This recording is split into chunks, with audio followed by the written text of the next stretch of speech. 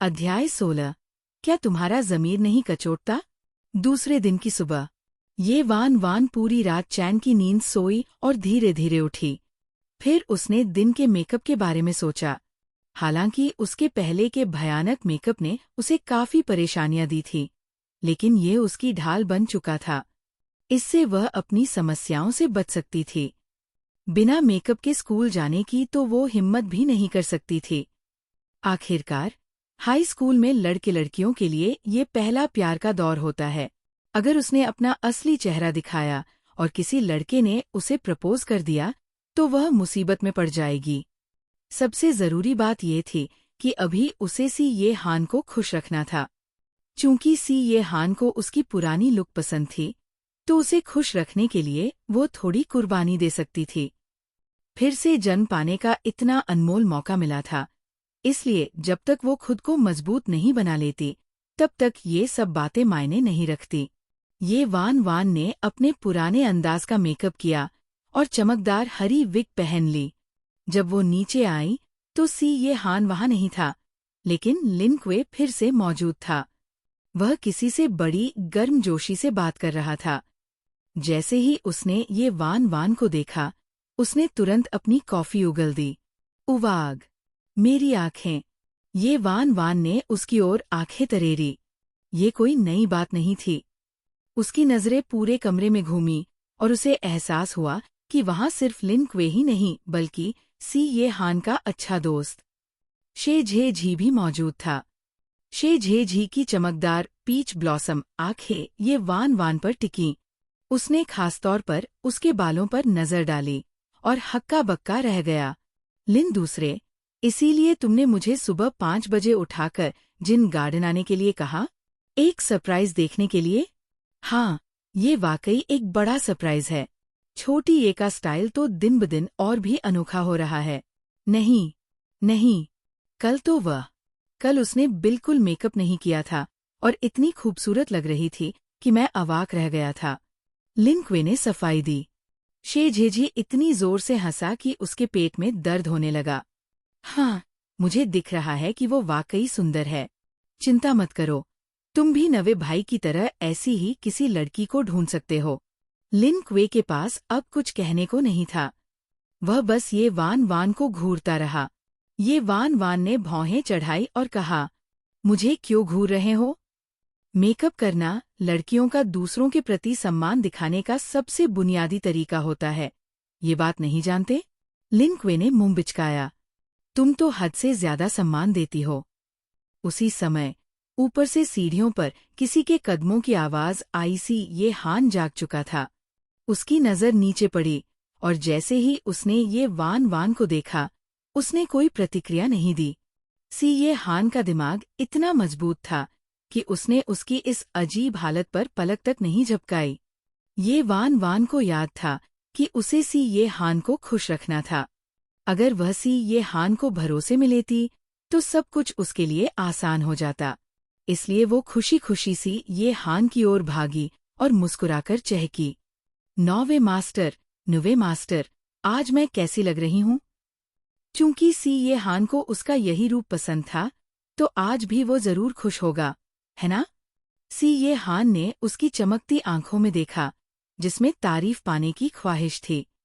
हालांकि वह रात भर उसके भागने की वजह से परेशान था, लेकिन उसे इस रूप में देखकर उसका मूड थोड़ा बेहतर हो गया। ठीक लग रही हो। ये वान खुशी से झूम उठी। उसका अंदाजा बिल्कुल सही था। लिन क्वे से ये सब देखा नहीं गया। नौवे भाई, तुम्हारा ज़मीर नहीं कचोटता? ये वान और सी ये हान को इतने अच्छे मूड में देखकर शे झे झी ने भौहें चढ़ाई और ठुड्डी पर उंगलियां ठोकते हुए गहरी सोच में पड़ गया। उसके दिलकश चेहरे के पीछे कोई और ही योजना चल रही थी। चैप्टर 17। मुझे छेड़ना बंद करो वरना पछताओगे। थोड़ी देर बाद नौकरों ने नाश्ता परोसा। चारों ने बैठकर खाना शुरू किया। ये वान ने अपने बगल में बैठे सी ये हान को देखा और फिर सामने बैठे लिन क्वे और शे झे झी की ओर नजरें घुमाईं। उसे ऐसा लग रहा था जैसे वह किसी सपने में हो, जहां वह इन 3 बड़ी हस्तियों के साथ एक ही टेबल पर बैठकर खाना खा रही हो। भविष्य में ये तीनों व्यक्ति बड़े और प्रभावशाली बनेंगे। सी ये हान के बारे में तो कहना ही क्या, वह पूरे सी परिवार पर राज करेगा। लिन क्वे भले ही अब कमजोर और बेबस लग रहा हो, लेकिन असल में वह एक सैन्य राजनीतिक कुलीन परिवार से आता था। उसके दादा जनरल लिन झेंगरोंग संस्थापक सदस्यों में से एक थे। 7 साल बाद लिन क्वे राजनीति में ताकतवर और निर्दयी बन जाएगा, लेकिन चूंकि ये परिवार मनोरंजन व्यवसाय से जुड़ा था, इसलिए ये वान वान की सबसे ज्यादा दिलचस्पी अभिनेता शे झेझी में थी। शे झेझी ने शायद ये वान वान की चोरी चोरी नजरें भांप ली थी। उसने सिर हल्का सा झुकाकर अपनी मोहक पीच ब्लॉसम आंखों से उसे देखा और मुस्कुराकर कहा, छोटी ये ऑटोग्राफ चाहिए क्या? हाय राम! सिर्फ एक नजर में उसने मुझे पकड़ लिया। ये आदमी बिल्कुल लोमड़ी जैसा है भी तो पूरे जेड देश की लड़कियों का दिल जीत रखा है। ऑटोग्राफ? बिल्कुल चाहिए। शे झेझी भविष्य में ऑस्कर अवार्ड जीतने वाला अभिनेता बनेगा। जेड देश का पहला पुरुष अभिनेता जिसे ऑस्कर मिलेगा। अगर मैंने ये ऑटोग्राफ बेच दिया तो इसकी कीमत बहुत होगी। अब भी शे झेझी को कई बड़े पुरस्कार मिल चुके थे और वह मनोरंजन जगत का सबसे बड़ा सितारा था। हर किशोरी की दीवानगी। उसके ऑटोग्राफ को छोड़ो, किसी भी टेलीफोन बूथ में उसकी तस्वीर लगी हो तो लड़कियों की भीड़ वहां खिंची चली आती थी। लेकिन सी ये हान जैसे सनकी व्यक्ति की मालिकाना प्रवृत्ति को देखते हुए ये वान वान ने अंततः अपना सिर हिला दिया। किसी और आदमी का ऑटोग्राफ रखने की मेरी हिम्मत कैसे हो सकती है? ये तभी मुमकिन है जब मुझे जीने का शौक न हो। शे झेझी ने ये वान वान की मनोच्छा भांप ली और उसके चेहरे के भाव देखकर हंस दिया। छोटी ये तो बहुत प्यारी है। ये वान वान। बस करो, मूवी गॉड शे। मुझे मत छेड़ो वरना मुझसे बुरा कोई नहीं होगा। तुम्हें अपने दोस्त के सिर पर गुस्से का जो मशरूम बादल उग रहा है, वो नहीं दिख रहा क्या? लिन क्वे ने शे झेझी को घूरा और नाक चढ़ाकर कहा, शे तीसरे, तुम्हारे भी कोई स्टैंडर्ड नहीं है? अब तुम ये वान वान जैसी लड़की को भी छेड़ने लगे? शे झेझी ने गुलाब की ताजा पंखुड़ियों को हल्के से छुआ और धीरे से कहा, दुनिया की हर लड़की फूल होती है। हर किसी को प्यार और इज्जत मिलनी चाहिए।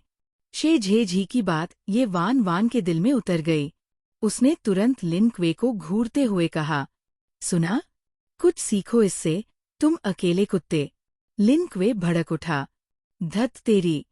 किसे अकेला कुत्ता कहा तुमने? तुम खुद अकेली कुतिया हो। ये वान वान ने तुरंत सी ये हान की ओर मुंह घुमाया और मासूमियत से कहा, डार्लिंग, लिन जूनियर ने मुझे अकेली कुतिया कहा। इसका क्या मतलब है? क्या ये हमारे ब्रेकअप की बद्दुआ दे रहा है? ये वान वान को डार्लिंग कहते सुनकर सी ये हान के घायल दिमाग में जैसे मीठे झरने बहने लगे। लेकिन जब उसने वाक्य का अंत सुना तो उसकी आंखें ठंडी हो गई और उसने सीधे लिन क्वे की ओर घूरा। लिन क्वे तुरंत डरकर कोने में सिमट गया। नौवे भाई, मुझसे गलती हो गई, सिसक सिसक कर। ये वान वान, तुम तो पूरी चालाक हो। शे झेझी ने सी ये हान की ओर देखा, जो सामने बैठी इस भूत जैसी मेकअप वाली लड़की को ठंडी नजरों से देख रहा था। भाई, कुछ दिनों में ये तुम्हारी लड़की इतनी क्यों लग रही है? सी ये हान ने उसकी ओर देखा। बदलिबदली?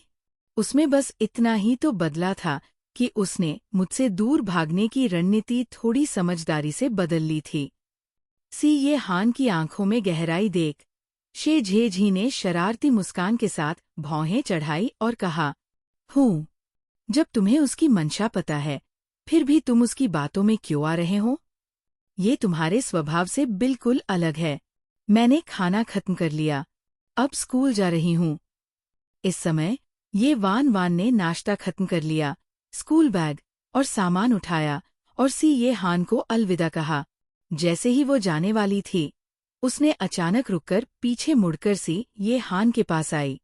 स्कूल बैग लटकाए हुए उसने सी ये हान की गर्दन को हल्के से पकड़ा और उसके होठों पर एक प्यारा सा किस किया। मुझे याद करना मत भूलना, ये कहकर वो खुशी खुशी उछलती हुई निकल गई, तीनों पुरुषों को अवाक छोड़कर। थोड़ी देर बाद सीए हान ने आलस से अपनी सीट पर आराम किया और अपने दोस्तों को ठंडे अंदाज में देखा, क्योंकि मुझे एहसास हुआ कि मीठे खरबूजे खाना मुझे ज्यादा पसंद है। चैप्टर 18 मन लगाकर पढ़ाई। किंगहे हाई स्कूल, इंपीरियल सिटी का प्रसिद्ध स्कूल, जो अपने बेहतरीन शिक्षण मानकों और उच्चतम प्रवेश दर के लिए जाना जाता था। ये वान वान ने विदेश में पढ़ाई की थी और 16 साल की उम्र में वापस लौटी। उसने प्रवेश परीक्षा नहीं दी थी और तकनीकी रूप से किंगहे में दाखिला नहीं मिलना चाहिए था, लेकिन वह यहाँ इसलिए दाखिल हो सकी क्योंकि उस समय उसके पिता ये होल्डिंग्स के कार्यकारी अध्यक्ष थे। सीधे शब्दों में कहें तो उसे पिछले दरवाजे से प्रवेश मिला था। वो 16 से 20 साल की उम्र तक हाई स्कूल में रही, लेकिन अभी तक ग्रेजुएशन नहीं कर सकी थी। शुरुआत में वह पढ़ाई में इसलिए कमजोर थी क्योंकि वह प्यार में पड़ गई थी। उसका किशोर मन गु यूएजे पर अटका था, जो लंबा और हैंडसम था। वह दिन रात उसे खुश करने के बारे में सोचती रहती, उसे सैकड़ों प्रेम पत्र लिखे और 1000 पेपर क्रेन तक मोड़ कर दिए। इस सब के चलते उसके ग्रेड बुरी तरह गिर गए थे। सुबह की धूप उसकी हरी विग पर चमक रही थी। ये वान वान किंगहे हाई स्कूल के फाटक के सामने खड़ी थी और ऊपर बड़े बड़े अक्षरों में लिखे किंगहे हाई स्कूल को देख रही थी। उसने दिल में खुद से एक वादा किया, इस बार कोई भी मुझे मन लगाकर पढ़ाई करने से नहीं रोक पाएगा। स्कूल का वातावरण उसके लिए परिचित भी था और अजनबी भी। दोनों ओर बड़े बड़े पुराने पेड़ थे और हवा में ताज़ा घास की खुशबू फैली हुई थी। आगे एक कतार में लाल टाइलों वाली पुरानी इमारतें थीं। स्पीकर पर मधुर संगीत बज रहा था और छात्र अपने बैग टांगे क्लास की ओर जाते हुए आपस में बातें कर रहे थे। पुनर्जन्म के इतने दिनों बाद ये वान वान ने पहली बार खुद को जिंदा महसूस किया। आसमान के गहरे नीले रंग की ओर देखते हुए उसकी आंखें नम हो गईं। उसे आसपास की अजीब नजरों और फुसफुसाहटों की अब परवाह नहीं थी। पिछले जीवन में जो कुछ झेला था, उसके सामने ये सब कुछ भी नहीं था। ओह, ये कौन है? ऐसा झटका लगा कि मैं पेड़ से टकरा ही गया। एक लड़के ने घबराकर बड़े पेड़ से बचते हुए कहा। बगल में खड़ी लड़की ने ऊंची आवाज में कहा, तुम्हें नहीं पता? ये एफ क्लास की ये वान वान है। क्या ये वान वान वही है? सच में, सुनी हुई बातों से ज्यादा तो देखना ही बेहतर है। एक और लड़की ने घृणा से कहा, भारी मेकअप करना और अजीब कपड़े पहनना तो छोड़ो, इसकी पढ़ाई भी भयानक है। 4 साल हो गए और अभी तक ग्रेजुएट नहीं हो पाई। मैंने सुना है कि इसकी निजी जिंदगी भी काफी बिगड़ी हुई है। हमेशा क्लास बंक करके इधर उधर मटरगश्ती करती रहती है। ऐसी लड़की को अब तक स्कूल से क्यों नहीं निकाला? एक छात्र ने बीच में टोकते हुए कहा, शायद वे इसे निकाल ही नहीं सकते। सुना है कि इसका परिवार काफी अमीर है। आखिर इसे तो बैक डोर से एडमिशन मिला था ना? लड़की ने नाक चढ़ाते हुए कहा। ओह प्लीज, शेन मेंगची ने बताया था कि ये वान वान के पिता ने पैसा हड़प लिया और उन्हें नौकरी से निकाल दिया गया। वो तो कर्ज में डूबे हुए हैं और अब तो सूदखोर भी पीछे पड़े हैं। लगता है अब इसके दिन गिने चुने रह गए हैं। मैंने सुना है कि स्कूल इसे खुद ड्रॉप आउट करने के लिए मना रहा है। आखिरकार आज स्कूल का टॉप मैनेजमेंट निरीक्षण करने आ रहा है और अगर उन्हें पता चला कि हमारे स्कूल में ऐसा छात्र है तो दशकों से चली आ रही प्रतिष्ठा मिट्टी में मिल जाएगी। आसपास खड़े तमाशबीनों ने खुशी से कहा, आखिरकार अब हमें इस लड़की के साथ पढ़ाई नहीं करनी पड़ेगी। चैप्टर 19 मेरी सही जगह। ये वान वान ने क्लास के दरवाजे तक टहलते हुए आसपास हो रही गपशप को दिलचस्पी से सुना और कुछ ऐसी बातें भी सुन ली जिन्हें वह भूलना चाहती थी। जैसे ही वह दरवाजे तक पहुंची, पूरे कमरे में अजीब सा सन्नाटा छा गया। इसके तुरंत बाद डेस्क पीटने और सीटी बजाने की आवाजें गूंजने लगीं। सबने हंगामा खड़ा कर दिया। सीधी बात तो ये थी कि वह इन छात्रों के लिए मनोरंजन का एक जोकर थी जब भी वे बोर हो जाते थे, और ये वान वान ने कभी उन्हें निराश नहीं किया। हा हा हा, वाह, ये वान वान, तुम्हारे बाल तो कमाल के हैं। हाँ हाँ, पिछले बार के फटे हुए बालों से भी बेहतर। लड़के उसकी हालत पर जमकर हंस रहे थे और लड़कियां उसे घृणा और तिरस्कार भरी नजरों से देख रही थीं। इतना शोर क्यों हो रहा है? चुप हो जाओ सब। घंटी नहीं सुनी क्या? दरवाजे से टीचर की गुस्से से भरी आवाज आई। ये वान वान, फिर से तुमने कभी आईने में खुद को देखा है? जल्दी से अपनी सीट पर जाओ। फॉर्म टीचर ने ये वान वान की हरी विग को देखा और इतनी गुस्से में थी कि उनके फेफड़े तक फटने को हो आए। वह उसे और डांटना चाहती थी, लेकिन फिर खुद को रोक लिया और अपनी डेस्क पर वापस लौट गई। वैसे भी ये स्टूडेंट जल्द ही स्कूल छोड़ने वाली है, इसे डांटकर अपना समय क्यों बर्बाद करूं? ये वान वान ने कक्षा को देखा। उसे अपनी सीट ढूंढने की जरूरत नहीं थी। वह जानती थी कि उसकी जगह कहाँ है, क्योंकि हर क्लास में सीटें रैंकिंग के अनुसार होती थीं और वो हमेशा आखिरी नंबर पर रहती थी। इसलिए उसकी सीट हमेशा खिड़की के पास आखिरी पंक्ति में होती थी। उस आखिरी पंक्ति में खिड़की के पास एक लड़का लेटा हुआ था। लड़के के बाल बिखरे हुए और उलझे हुए थे, कानों में ईयरफोन लगे थे और वह डेस्क पर सिर रखकर झपकी ले रहा था। सूरज की हल्की रोशनी उसकी नाजुक चेहरे पर पड़ रही थी, जिससे वह किसी फैशन मैगजीन के मॉडल जैसा दिख रहा था। सी शैकिंग है हाई स्कूल का सबसे बड़ा हंक। धूम्रपान, लड़ाई, क्लास बंक करना, वह इन सब में माहिर था। उसके ग्रेड भी बेकार थे, लेकिन उसकी हैंडसम शक्ल और अमीर परिवार की वजह से वो स्कूल का हंक बना हुआ था। कदमों की आवाज सुनकर उस लड़के ने चिढ़ते हुए आंखें खोली और चिल्लाया, दफा हो जाओ। क्लास के बाकी छात्र, खासकर लड़कियां, उसकी इस बदतमीजी पर मुस्कुरा उठीं। वे उसकी मासूम नींद में खलल डालने वाली उस बदसूरत लड़की को कोस रही थी। उस बदसूरत को किस हक से सी शाह के साथ बैठने दिया गया? लेकिन हंक गुस्से में भी कितना डैशिंग लग रहा है। पिछले जन्म में जब सी शाह ने ये वान वान को डांटा था, तो वो सिर झुकाकर चुपचाप कचरे के डिब्बे के पास पड़ी टूटी कुर्सी पर बैठ जाया करती थी। लेकिन इस बार जब उस लड़के ने गुस्से में उसे डांटा, तो ये वान वान ने अपनी जगह नहीं छोड़ी। उसने हल्की मुस्कान के साथ उसे देखा और ऐसे बैठ गई जैसे उसने कुछ सुना ही न हो। लड़के का चेहरा गुस्से से बिगड़ गया। मरना चाहती हो क्या? दफा हो जाओ।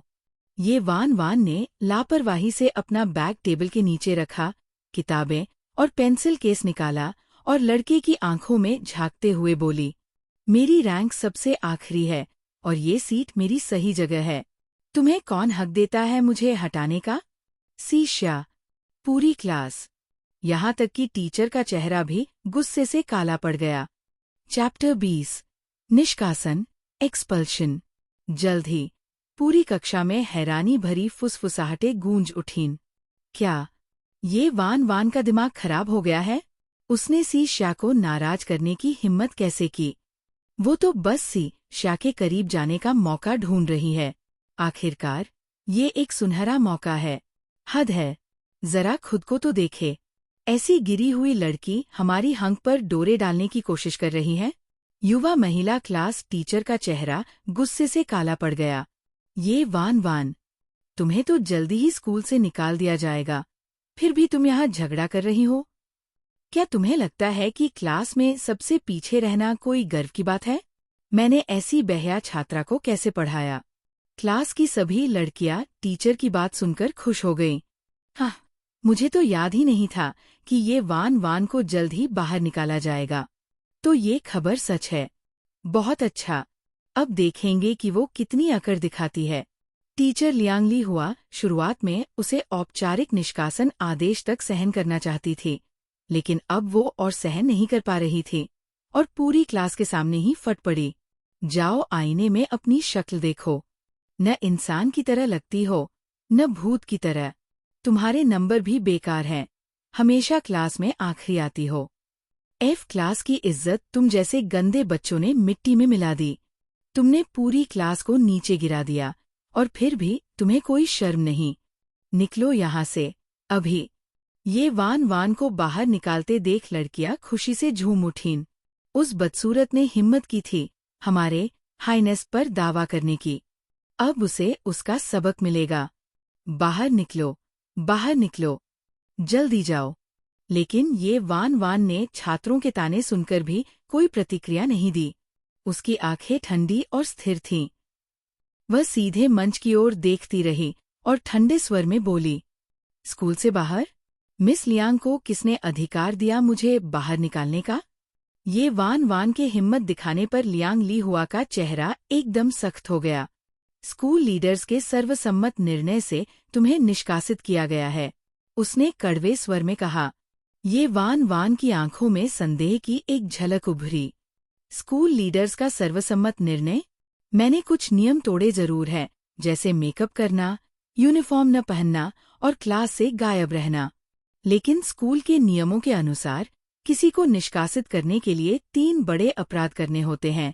दरअसल लियांग ली हुआ ने उसे स्कूल लीडर्स के सामने बदनाम कर दिया था, इसीलिए निष्कासन हो रहा था। पिछले जन्म में भी ऐसा ही हुआ था। लियांग ली हुआ ने उसके लिए हर दिन मुश्किलें खड़ी की और पूरी क्लास के सामने उसका मजाक उड़ाया ताकि छात्रों का मनोरंजन हो सके। अब क्या सोच रही हो? बाहर निकलो। लियांग ली हुआ ने गुस्से में चिल्लाकर मंच पर हाथ पटका और दरवाजे की ओर इशारा किया। ये वान वान ने ठंडे स्वर में हंसते हुए कहा, ओह, अभी तक निष्कासन का कोई नोटिस भी नहीं और मैं सिर्फ मिस लियांग के कहने पर बाहर चली जाऊं? क्या स्कूल तुम्हारे इशारों पर चलता है? लियांग ली हुआ का चेहरा एकदम गुस्से में लाल हो गया। ये वान वान, ये बड़ों से बात करने का तरीका है? तुम्हारे माता पिता ने तुम्हें ये संस्कार दिए हैं? लियांग ली हुआ ने पूरी क्लास के सामने ये वान वान के परिवार की निजी बातें खोलकर रख दी। लेकिन ये तो होना ही था, जैसे माता पिता वैसे ही बेटी। तुम्हारा बाप तो रिश्वतखोरी में डूबा हुआ है और कर्ज में लदा है, तो उसके घर से भला क्या उम्मीद की जा सकती है? क्लास में फुसफुसाहटें शुरू हो गई और सभी छात्रों ने घृणा भरी निगाहों से उसे देखा। ये वान वान चुपचाप एक ही जगह खड़ी रही, बिना कोई प्रतिक्रिया दिए। सिर्फ सी स्याही उसकी आंखों में छिपे ठंडे डर को देख पाया। जब लियांग ली हुआ ने उसके पिता का जिक्र किया तो ये वान वान की बेजान आंखें बर्फ की तरह टूट गई और उनमें खतरनाक ठंडक दिखने लगी। लड़के की भौहें सिकुड़ गई और उसके मन में संदेह की एक लहर दौड़ गई। क्या ये मेरी आंखों का धोखा था?